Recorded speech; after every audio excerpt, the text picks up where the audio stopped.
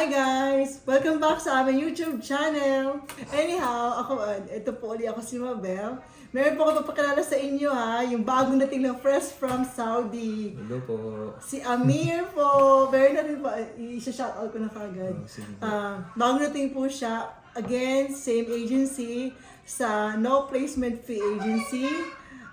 No fee. Yun na nga, no placement fee. Tapos, free air ticket po siya na dumating. And then, nandito na po siya sa Canada. And welcome! Short interview lang po tayo kay Amir. So, welcome sa Canada, Amir. At least ano din, dumating na rin dito. Finally, At last. finally.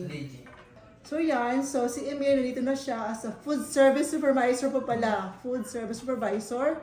Nag-apply po siya dito sa agency. And yun, gusto ko lang itanong, paano mo ako nakilala sa YouTube channel namin? Paano mo ako na-search? Ito, real talk lang po sa mga nag-subscribe kay Ate Mabel. Nag-a-apply po ako ng job banks. 20 to 30 applications per day. May mga nagre-reply, pero maraming mga process. Pero nung nag-search lang po ako sa YouTube, mga Canada vlogs, nag-appear po si Ate Mabel. So yun, inano ko lang yung video niya, ni-review ko yung video niya nga may hiring. So wala namang masama sigurong subukan o nag-send ako ng CV through kay Ate Mabel. And then yun na po, naswertihan na interview sa isang agency. And then siguro 10 siguro kami na interview. Isa po ko doon sa naswerte na natanggap hanggang sa yun, continuous na po yung process. At ang nakaganda po doon is yung plane ticket libre. Yes. So, yes, number one, free plane ticket po yun. At saka po yung binayaran ko po doon sa consultant is napakababa compare po dito sa mga kasamahan ko dito sa bahay. Oo, sobra.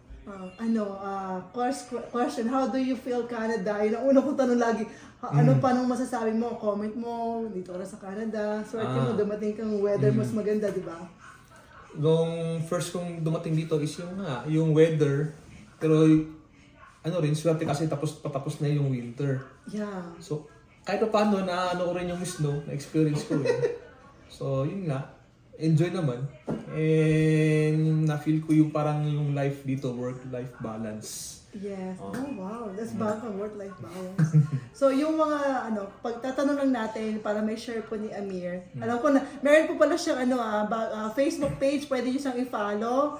Na marami siyang i-share sa inyong mga benefits, so paano, mga steps, kung paano yung makarating sa Canada. So, panoorin niyo rin po yun. So, ngayon, tatanong ko lang po din sa kanya ulit, kung ano yung paano ba niya naisip magpunta sa Canada? Ano ba yung, bakit naging decision niya na mag-Canada at the beginning, di ba?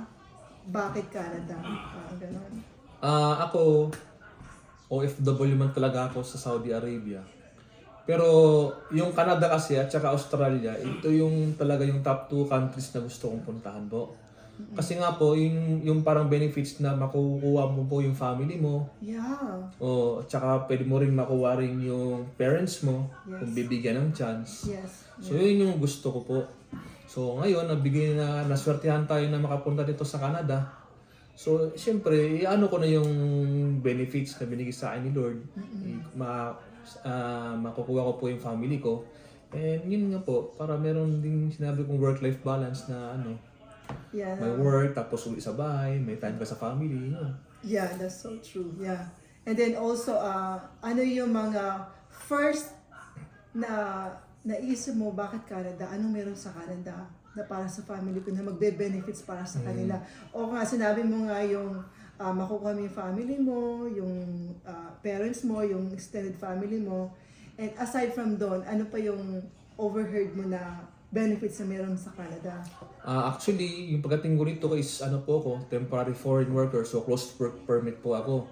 So kagaya ng sinabi ko, makukuha ko po yung misis ko. So siyempre si misis, pwede din siya mag-work sa ilang jobs. So additional income din po yun, additional benefits din po sa akin. And then kung makukuha ko din po yung mga anak ko, yung mga naririnig ko po monthly, meron silang nakuwang benefits galing din po sa government. So napakagandang din po yun.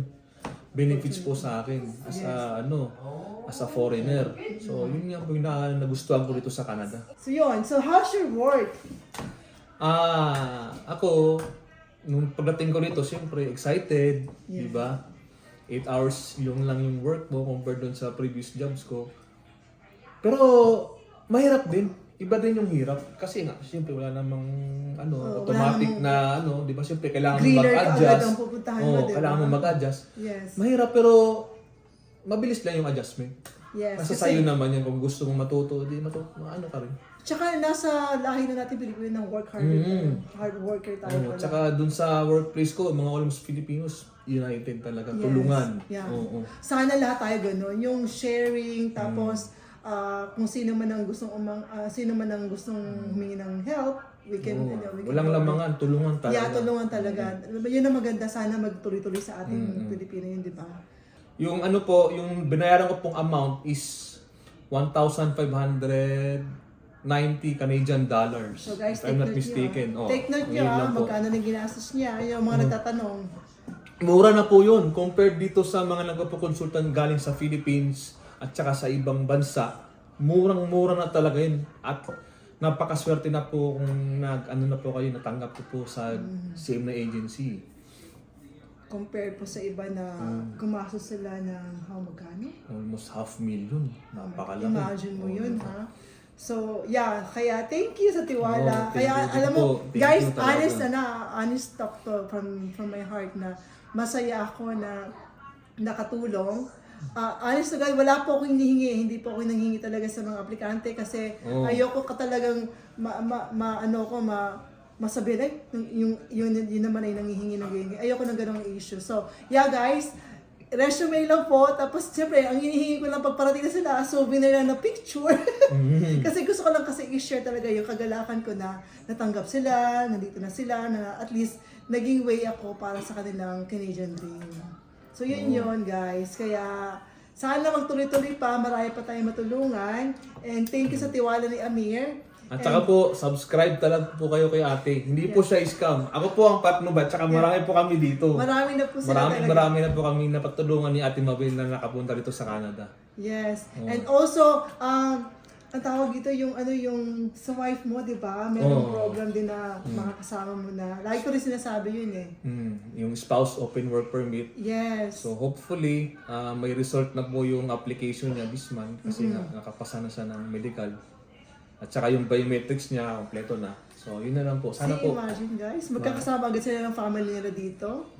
Yun ang kagandahan. So, kaya tiwala lang, tiyaga, huwag kayong mawala ng pag-asa. Tsaka, trust nyo lang po talaga kung sino yung inyong makakausap. Make sure talaga na hindi kayo ma-scam kasi ang dami talaga, di ba? All over. And then, subscribe sa aming YouTube channel. Shout out. Winona G. Develop po yun ha, kasi YouTube channel ng anak ko. So, I was Canada vlogs ko po is nandun din. So, subscribe po. And si Amir sa kanyang Facebook, di ba? Facebook. And then, may YouTube na rin po siya. May YouTube. Ano pa ng YouTube channel? I-shout out mo na. My name is Mr. Handsome TV. Wow! Sa YouTube po, subscribe. Nabubulol ako. Subscribe nyo lang po sila. Si Amir sa kanyang YouTube, tsaka sa amin po. So, yun. Yun guys. Thank you so much sa mga nag-a-apply. Huwag kayong mawalang pag-asa. Tiwala lang. Tiwala lang talaga. Thank Tsaka you. Patience is the key. Yes. Kung para sa'yo, kung bibigay sa'yo ni Lord yung oras mo na yan, Yes. para sa'yo talaga yan. At saka, kailangan din ng kunting tiyaga talaga. Tsaga lang. Alam kong mahirap man yung kung sino man yung mga nagtatrabaho dyan sa abroad. Yeah. Wait lang. Let's say, mga bansang madali mag-process. Saudi, Singapore, Japan, May Dubai. Dubai, at saka Oman. May mga ibang bansa na rin. Ano pa ba yung mga Japan, tapos na. Japan, nasabi ko na. Singapore. Basta outside Philippines. Yes. Kasi si agency, alam mo, yung sabi ko nga sa kanila uwi ako ng Pilipinas, ako na lang magpa-process ng documents para makakuha ng mga taga-Pilipino. Kasi ang dami talaga sa ating aplikante. Kasi ayaw ni agency kasi na ma-fold dun sa hindi totoong agency. Kaya ayaw nilang mag-trust. Kaya gusto na direct sa agency. Tsaka guys, no fee. Wala pong ginastos si Amir sa agency. Wala siyang binayaran sa agency. Ang ginastos lang niya po is for the documentation sa consultant. Yun lang po talaga. Kaya huwag kayong magdiniwala na pagbabayaran kayo ng malaki kasi pwede naman i-double check yun lang talaga legit sila. Yun lang. So, subscribe sa aming YouTube channel, Mr. Handsome TV, and Winona G. Devella. Okay. Thank you! Thank you po. Bye now!